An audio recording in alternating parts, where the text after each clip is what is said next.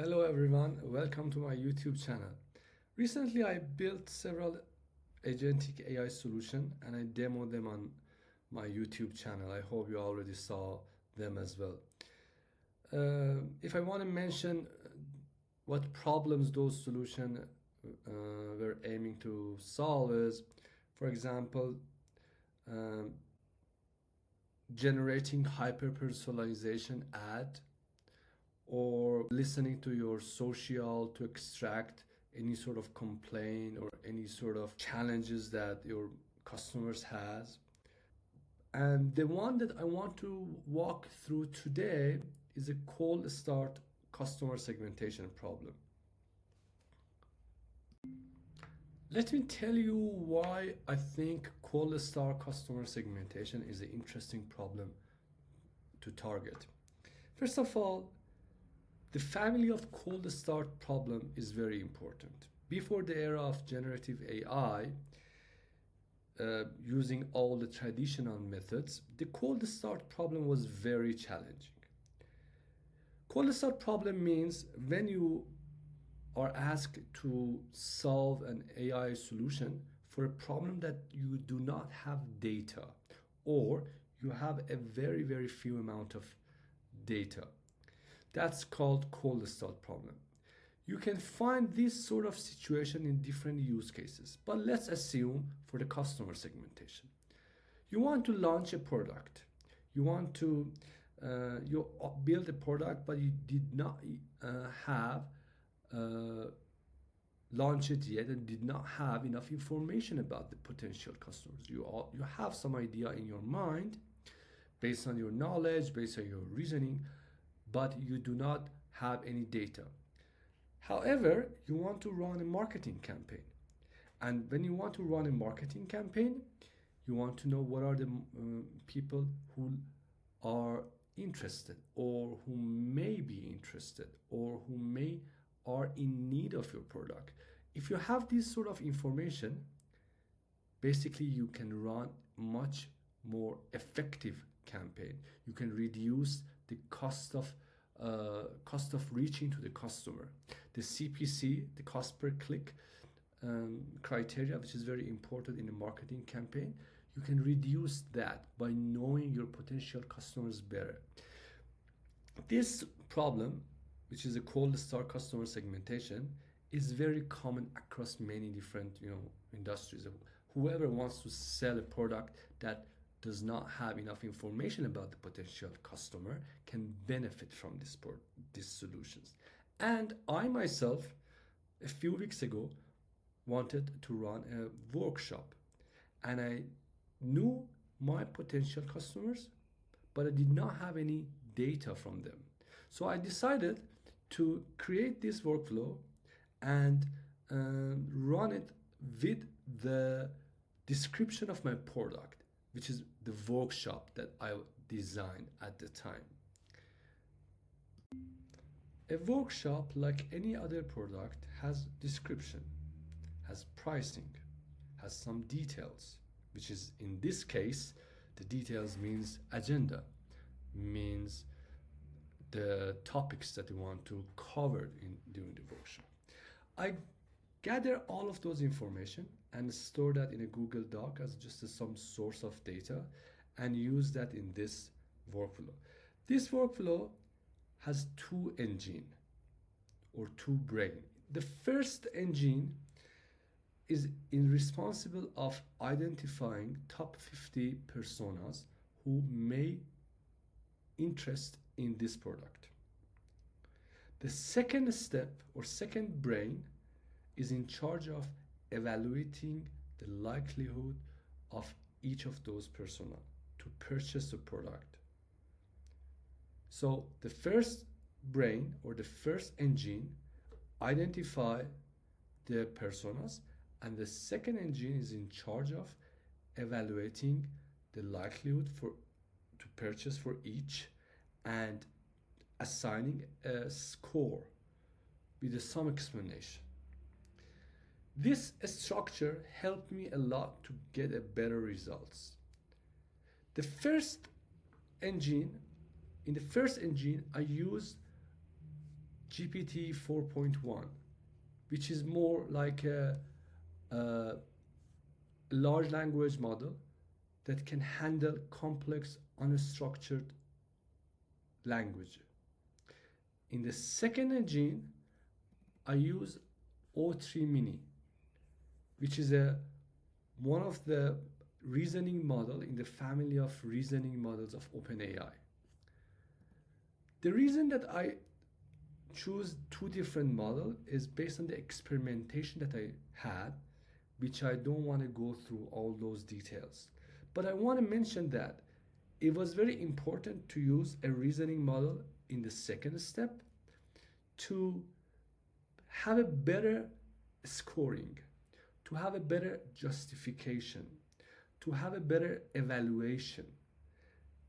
And it was better to use a GPT 4.1 to understand, summarize the complex, language of the input data. So these two models in combination works the best for me. The final output of the model just simply send through an email to myself, which I'm gonna show it to you later in this video. Since we have a good understanding of the high-level structure of this workflow, let's jump into the details of each workflow. As I said, the first agent, or the first model in this case, was in charge of extracting top 50 rows. Let's review the prompt that I used here. You are a sales strategist with deep expertise in customer analysis and segmentation. So I create a role for the model. Given a product description and price, your task is to. So I first define the role, then I define the task. Identify 50 job titles that would be realistically interested in purchasing the product. By saying realistically, I try to make sure that the model don't be very creative. However, I need a little bit of creativity.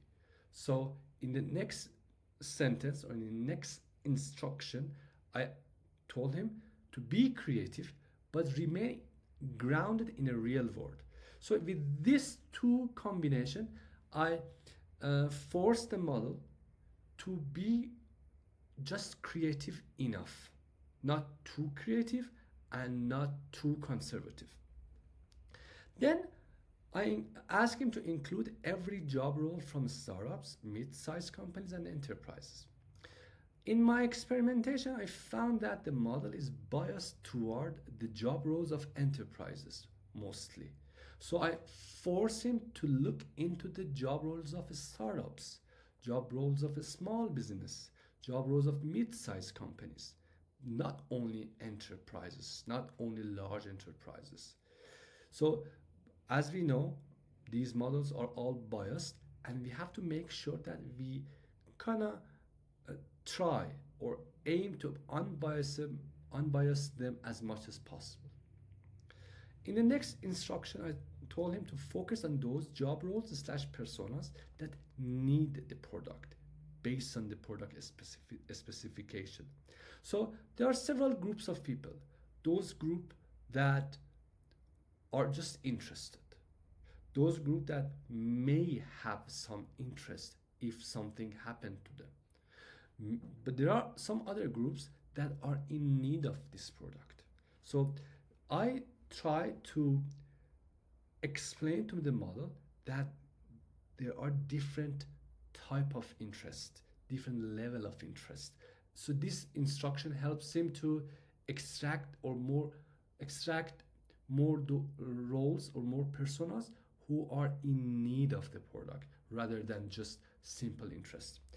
And at the very end, I specify the output format as this: job titles in a single list and the product description. And I'm going to explain why I pass product description through this model to the next model.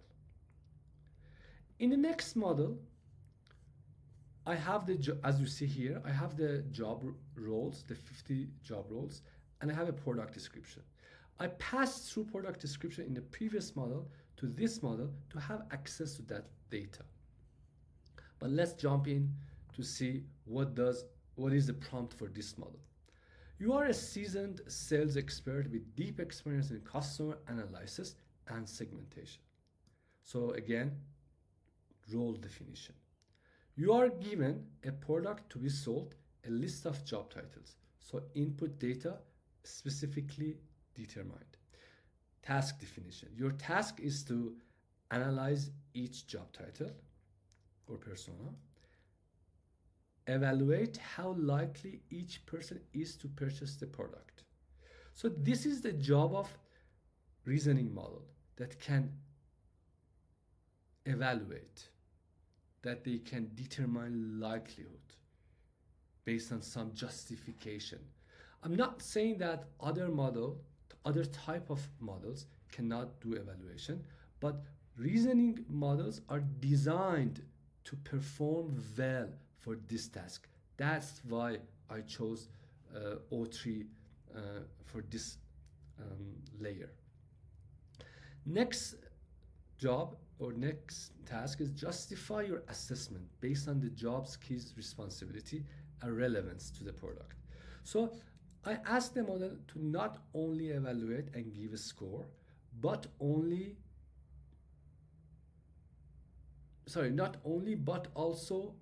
to show me the justification, the assessment that the model went through to make that decision. The further instruction is as this. Repeat this process independently 3 times. This is very important. So these models are famous to not be repeatable. Basically, the result of the model are not very repeatable. So I asked the model to repeat this process 3 times and save those results for all of these 3 attempts. And I asked the model later that for each job title, return the average likelihood to purchase a score across the 3 runs on a scale of 0 to 10. So by the averaging across 3 times, I made sure that the number or the score that the model assigned to the job titles are more reliable. That increased my confidence. If I run the model 3 times and each time the model give me a higher score, it means that I can rely on that score much better.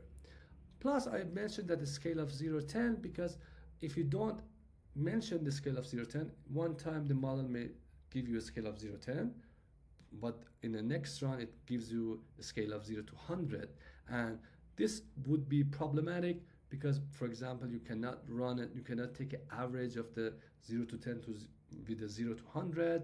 So I very specifically asked them to score on a scale of 0 to 10 for sake of this reason which I explained.